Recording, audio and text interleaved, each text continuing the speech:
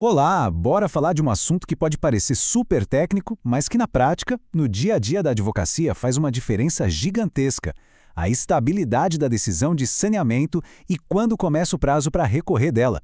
A gente vai desvendar de vez a regra definitiva do STJ sobre isso. E ó, antes da gente mergulhar de cabeça, aquele recado rápido.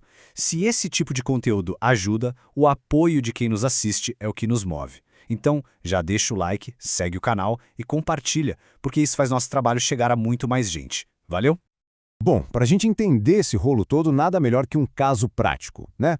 Vamos imaginar a situação do João. Ele é um produtor rural e, como acontece com muitos por aí, se viu no meio de uma briga judicial daquelas com um grande banco por conta de uma dívida. É a história do João que vai guiar a gente aqui. Vamos seguir cada passo do processo dele para entender exatamente onde é que o nó apertou. Olha só como a coisa aconteceu. O banco foi lá e executou a dívida. Aí no meio do caminho, em 10 de novembro, o juiz solta uma decisão super importante, a tal da decisão de saneamento. E nela, ele nega umas provas que para o João eram assim fundamentais. 5 dias depois, certinho no prazo, a defesa do João faz o que a lei permite, pede esclarecimentos.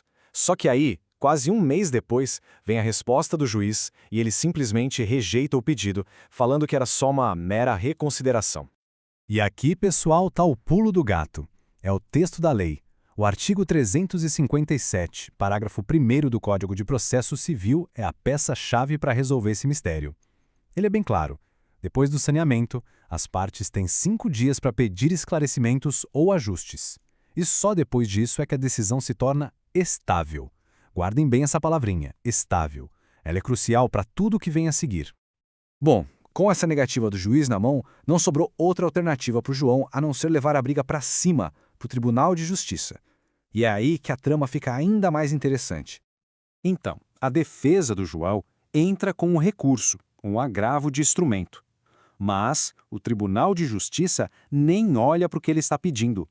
O TJ simplesmente bate o martelo e diz: perdeu o prazo. Considerou o recurso intempestivo. Imagina o balde de água fria que foi isso.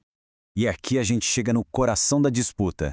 De um lado, o Tribunal de Justiça entendendo que o prazo para recorrer começou a contar lá na primeira decisão e que o pedido de esclarecimento não parou o relógio. Do outro lado, o argumento do João. O prazo só poderia começar a contar depois da resposta ao pedido dele, lá em dezembro. Duas visões completamente diferentes da mesma lei, com resultados opostos. Aí fica a pergunta no ar, né? Quem está certo nessa história? Será que o direito do João de se defender, de produzir suas provas, foi por água abaixo por causa de um detalhe na contagem do prazo? É uma situação bem complicada que gera uma insegurança danada. E olha, se essa explicação está ajudando a clarear as coisas, que tal compartilhar com um colega, mandar naquele grupo? Isso ajuda demais o nosso trabalho a continuar. Mas voltando ao caso, a pergunta continua. Afinal, quem tinha razão? Mas a briga não acabou no TJ. O caso do João foi parar na última instância para esse tipo de discussão, lá em Brasília, no Superior Tribunal de Justiça, o STJ. E foi lá que a palavra final foi dada. E a resposta do STJ foi curta e grossa: não, o Tribunal de Justiça estava errado. O recurso do João, sim, estava no prazo. Foi uma virada de jogo espetacular para a defesa dele. Para entender a decisão, a gente precisa sacar o raciocínio do STJ. Eles explicaram que a decisão de saneamento não é uma foto, um momento único. Ela é um ato complexo. Pensa como se fosse um processo com várias etapas. Começa com a decisão do juiz, passa pelo período de esclarecimentos e só aí ela se completa de verdade. E qual a consequência disso? É bem lógico. Se o ato ainda não está completo, o prazo para recorrer dele sequer começou a contar. Lembra daquela palavra estável? A decisão só fica estável e aí sim pronta para ser recorrida depois que essa fase toda de esclarecimentos acaba. Faz todo sentido, né? E essa decisão do STJ vai muito além de uma simples contagem de prazo, viu? Ela toca em princípios muito importantes do nosso direito. Vamos ver quais são? Basicamente, 2 grandes princípios foram protegidos aqui. O primeiro é o da cooperação. A ideia é que todo mundo no processo, juiz, autor, réu, tem que colaborar para uma decisão justa. E o pedido de esclarecimento é exatamente isso, é cooperação. O segundo é a segurança jurídica. As regras do jogo precisam ser claras, previsíveis. A interpretação do TJ criava uma armadilha, uma incerteza que não pode existir.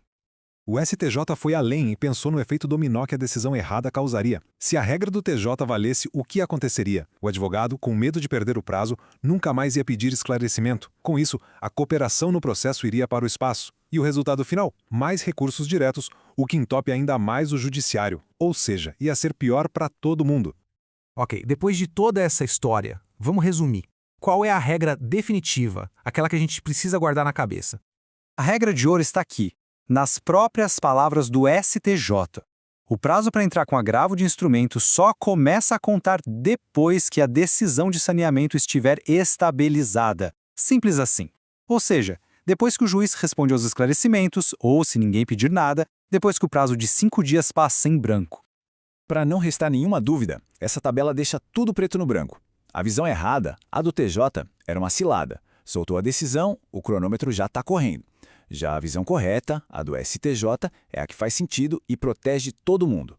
A primeira decisão não dispara prazo nenhum. O relógio só começa a contar lá no final, quando a decisão está realmente estável e o debate sobre ela se encerrou. Pois é, o caso do João acabou ensinando para a gente uma lição e tanto sobre prazos, cooperação e, no fim das contas, sobre como o processo deve ser justo.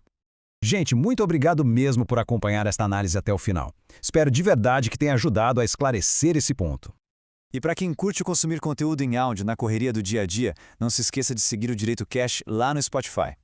E não se esqueça, o like é muito, mas muito importante mesmo pra gente. E para mais análises em vídeo como esta, é só procurar por Direito Cast, tanto no YouTube quanto lá no TikTok. Um abraço e até a próxima!